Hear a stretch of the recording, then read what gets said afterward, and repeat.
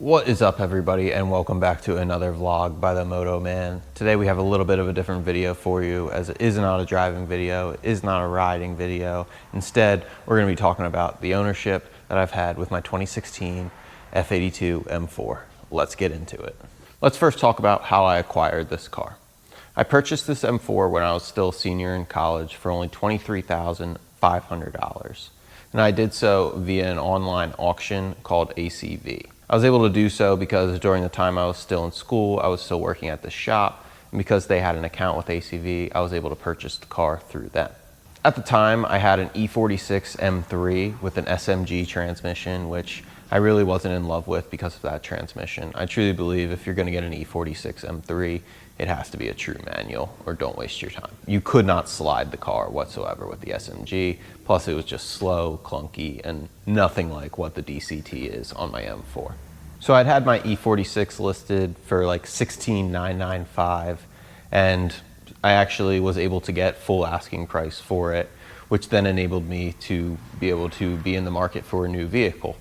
And I knew, obviously, I wanted an M car. I was coming from an M car, but I really didn't have the money at the time. But I had found this. Actually, the auction had ended, so I kind of was just making an offer to the seller. And I made him an offer of $22,500, and the vehicle was listed with 129,000 miles on it. They denied that offer of $22,500 and said that they needed the full $23,500, which is what the reserve was on the vehicle. So I did step up and paid the $23,500, and it was disclosed to me at the time that the car likely did need a new valve cover, as the PCV valve was bad, which was true, and that's something that I ended up replacing. So once the vehicle was shipped to me all the way from North Carolina here to me in Pennsylvania, we immediately did the PCV valve. And in order to do that, you have to replace the whole valve cover, as the PCV valve is within the valve cover. And within my shop connection and everything, that job came out to be like a total of like $2,000. I also had to do new front rotors, which I'll talk about a little more in depth later in the video. I think that was really it. So it was about like $2,600 for those two big maintenance things, the valve cover and the front rotors. I didn't have to do pads because the person who sold it to me just pad slapped it. So there were brand new pads already on there. But after I had addressed the PCV valve issue and the lack of front rotors, I then took the car with me back up to upstate New York, completely bone stock, going through some pretty serious snowstorms. But thankfully, being that it was upstate New York, they do a really good job of taking care of the roads, and it was never an issue with the snowy climates up there having this rear-wheel drive car. So yeah, here I was, a senior in college, feeling like I'm on top of the world with a beautiful F82 M4 that I had paid for entirely on my own and was fully paid off at the time. I bought it cash. That was kind of the idea of buying a higher mileage car, is I just wanted to pay it off and get that title in hand so I didn't have a car payment to worry about. As, like I said, I was in school, I didn't have a job, I didn't know if there would be income always there every month to make a payment. So luckily I was able to pay it off right away. I was really content with the car while I was up at school, just putted it around in efficient mode, honestly, which is embarrassing to admit now, as I don't go anywhere in the car without first putting it in at least sport mode, if not sport plus. But after living with it completely bone stock for about 6 months, I was ready to make a big change via a downpipe and tune. I had always had plans to do this, I just didn't have money to do it at the time, as I spent it all on actually acquiring the vehicle. But I also wanted to get used to the vehicle while it was completely bone stock before I upgraded, so I could truly appreciate the upgrade when I got it. So I had decided to go with a boot mod off-the-shelf Stage 2 tune.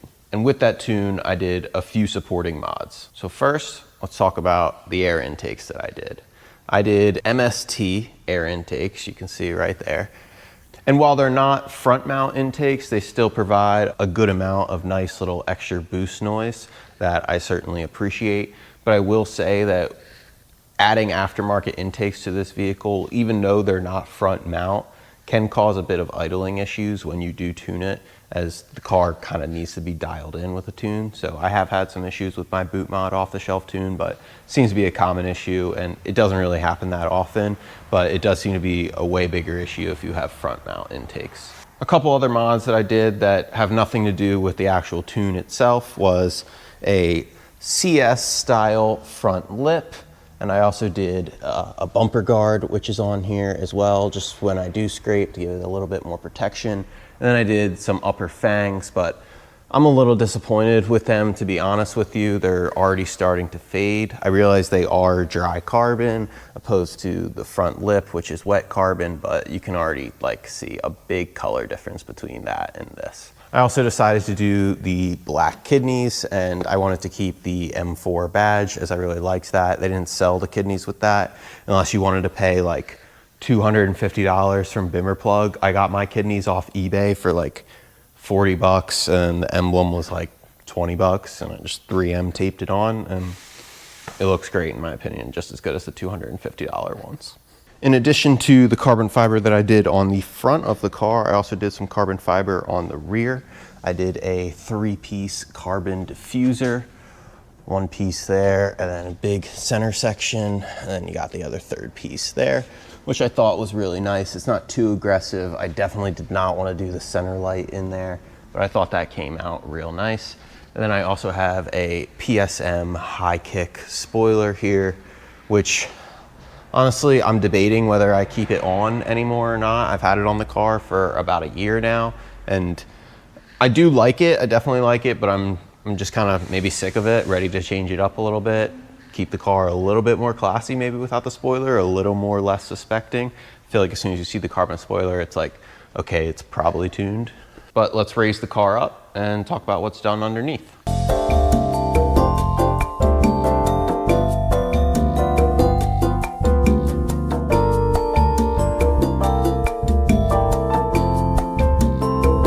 So now that we got the car a little higher up in the air, we can talk about what's done underneath. But before we do, I just wanted to say that I'm super happy with this front lip, as I know people tend to run through them quite a bit, damaging them, but this scrape guard has really done a great job of protecting it. Just 3M tapes here on the bottom. They give you some extra pieces as well, so you can add them in as they come off as you scrape, but they've done a great job of just protecting the front lip, given that I've had it on here for 11 months.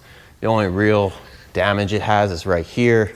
There was just unfortunately a giant chunk of asphalt in the road right by a construction site.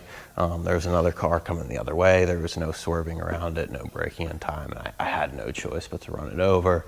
And unfortunately, it took out a big chunk of the front lip, but thankfully most of the damage is underneath where you can't see. But let's talk about these other mods that I did to support my Stage 2 tune. So starting from the back, you'll probably notice that these tips are not stock. I ended up doing a full RPI exhaust on this vehicle, which is a company actually local here in Westchester. I was able to source this exhaust from. Super happy with this exhaust, as I don't feel it's too loud nor too quiet, and it actually gives a real nice deep sound to the S55, opposed to most exhausts where it's just completely raspy and horrible sounding. I also did lose my valves, given that I took the stock exhaust off and put this one on, and this one does not have valves, but I really don't miss them one bit. I think it's the perfect amount of noise for this vehicle at all times.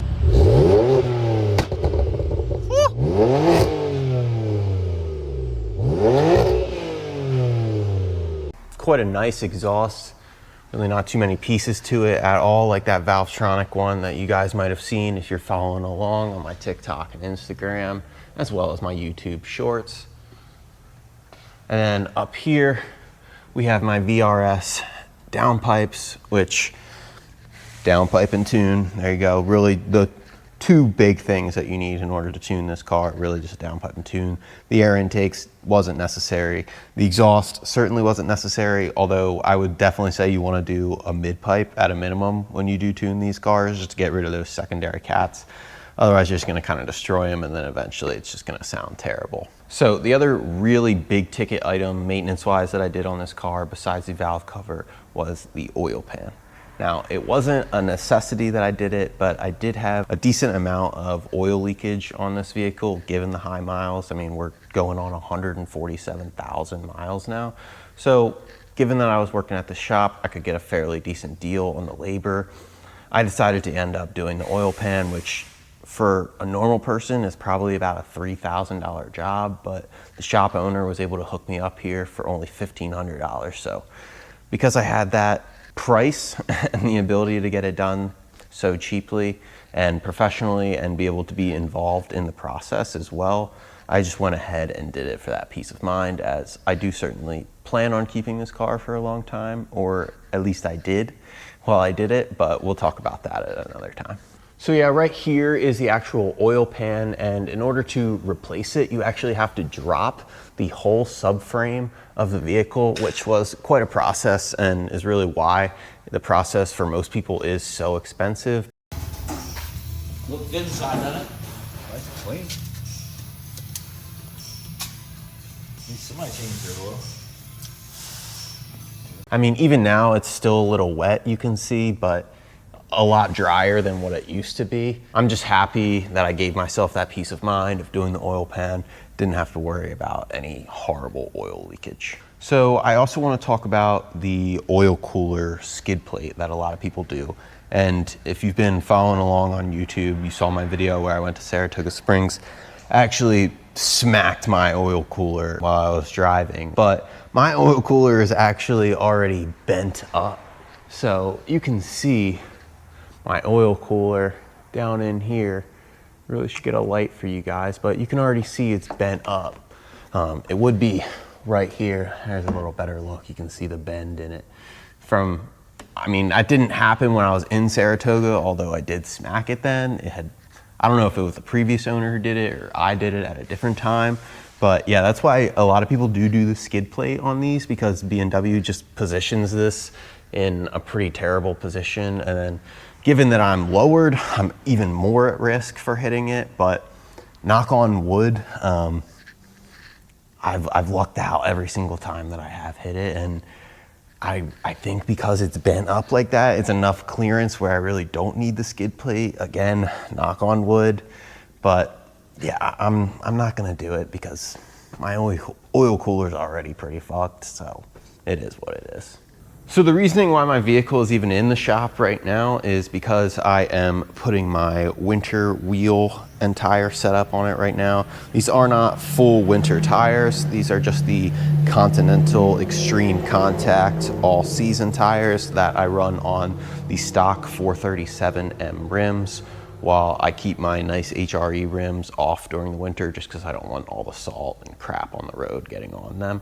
It's also just nice to have more of a grippier tire during the winter than the PS4S's. Like, they just do absolutely nothing in the rain or snow. Unless they're hot, they're completely useless. On top of putting the stock wheels back on, I'm gonna be doing a full oil change with my Motul 5W40 full synthetic. I've also got my Mon oil filter. I'm really not too particular about what oil filter I use, although I am my oil, I'm very particular. I do really like this Motul 5W40. And then along with the stock rims, I have some spacers, as this vehicle is lowered on lowering springs. So just because they're on 18-inch rims opposed to the HREs, which are 20-inch, just will push them out a little bit, give the car more of a beefy look and better fitment. I also went ahead and did new rear rotors and pads. You can see beautiful rotor from BMW, all shiny, ready to go. Got a real nice thick pad on there as well. So I want to talk a little bit about the price of these pads and rotors. These are directly from the BMW dealership, so completely OEM. And even with the dealership shop discount, with the dealership to dealership, the rotors and pads for this vehicle, the rear, not even the important front ones, were $1,000 just for the parts. This including no labor whatsoever, $1,000 just for rear rotors and pads. So I definitely was not expecting that. I had done front rotors on my vehicle before, and like I had said, I needed to when I first got the vehicle. I didn't need to do pads, but I needed to do front rotors, and it was about $600. So when I found out how expensive the parts were for the rear, I was really shocked. But now that we've got the front wheels off the car, I can see why.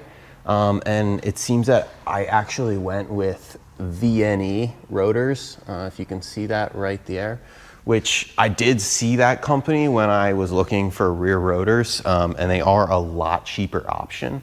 So in all honesty, it seems I cheaped out a little bit on my brakes, which kind of hating on myself a little bit for doing that, because I'm always preaching like brakes is the one mod that you should not cheap out on. But I was probably a college student at the time. I was a college student at the time. I just spent all my money on the car.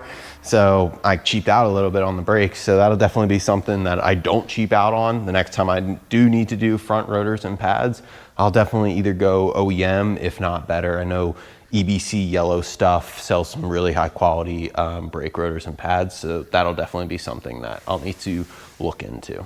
But yeah, if you guys were wondering how much it costs to do rear rotors and pads on this car, I mean, with labor and everything, it's probably gonna be like around $1,200. And that's with, again, the shop discount. So for the general consumer, it's probably more like $1,500, and then probably $2,000 for the front set. So for brakes all around on this car, it's probably like close to $4,000, and it's not even the carbon ceramic. So definitely something that you need to be aware of when purchasing a vehicle like this. Is the maintenance certainly is not cheap, but if you do it right and do it when it needs to be done, you'll really avoid some big problems.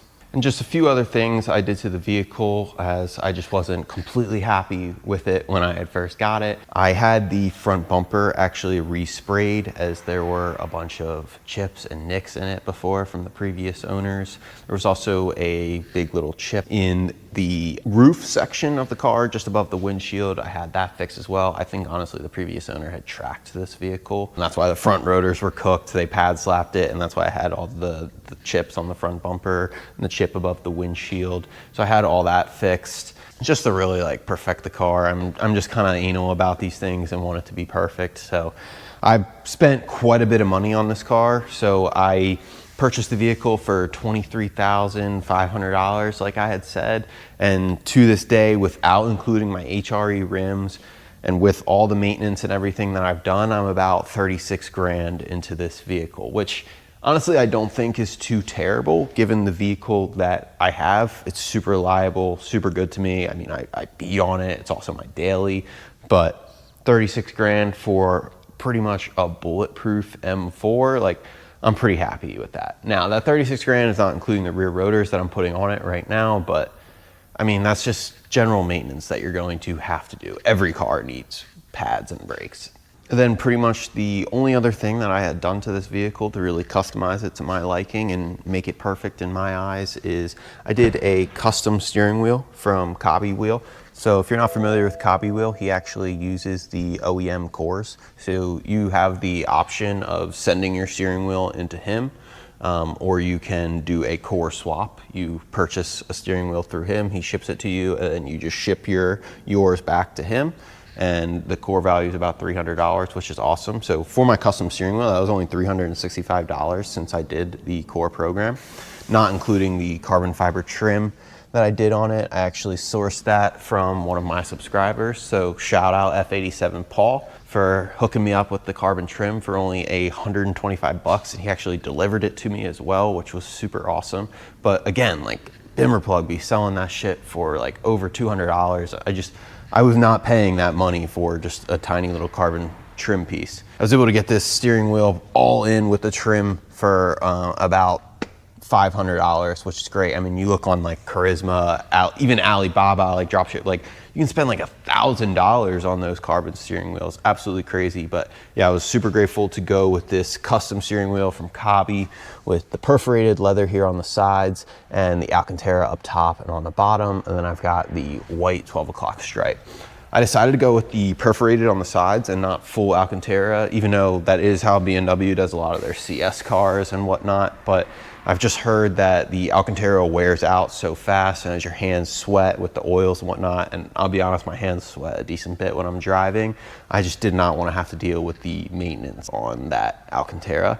So that's why I went with the perforated, and I'm super grateful that I did. I honestly try to never even touch the Alcantara when I'm driving. It's really just, it looks good, but it's not super functional. What's up, guys? While I was editing this video, I realized I didn't mention a couple things I actually did and didn't do when I upgraded to Stage 2. And that first being the things that I didn't do and might come to a bit of surprise to you, considering I'm pushing 500 horsepower on my boot mod off-the-shelf tune. I am running the completely stock crank hub, no pin, no nothing, completely stock. To be completely honest with you, I truly believe that some cars from the factory were just more prone to spin the hub than others, perhaps because they were torqued properly, maybe some weren't. So personally, I think it was just really luck of the draw. And then additionally, I believe that for the most part, when a hub is spun on an F8X, it's usually driver error kind of money shifting it.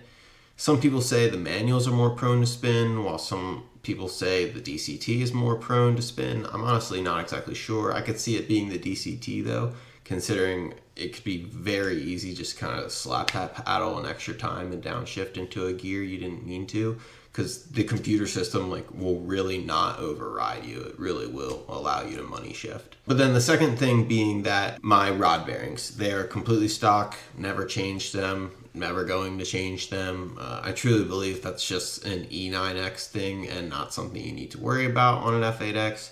But I've also seen people do their rod bearings on an F8X and pull them, and they did need to be replaced. So again, I really don't know, but my engine seems to be healthy. I'm going to continue to do the oil changes and use that good oil. But speaking of oil, that is something I also did do when I went Stage 2, is fresh oil change using that same Motul 5W40 oil that you saw me using in this video. And then additionally, the last thing that I did to my vehicle when I went Stage 2 was fresh spark plugs. I did NGK spark plugs and had them properly gapped to 0.22 inches, as it is recommended when you go Stage 2 on this vehicle. But anyway, let's get back into the video. So just a quick little recap of what I've done to my car.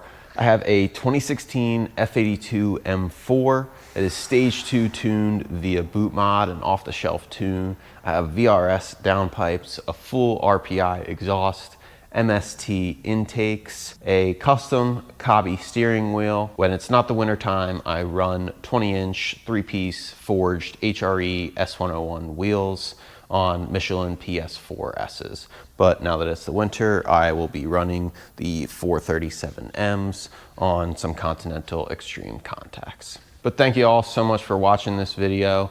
I hope you enjoyed the kind of 2-year update and what I've done on my BMW F82 M4.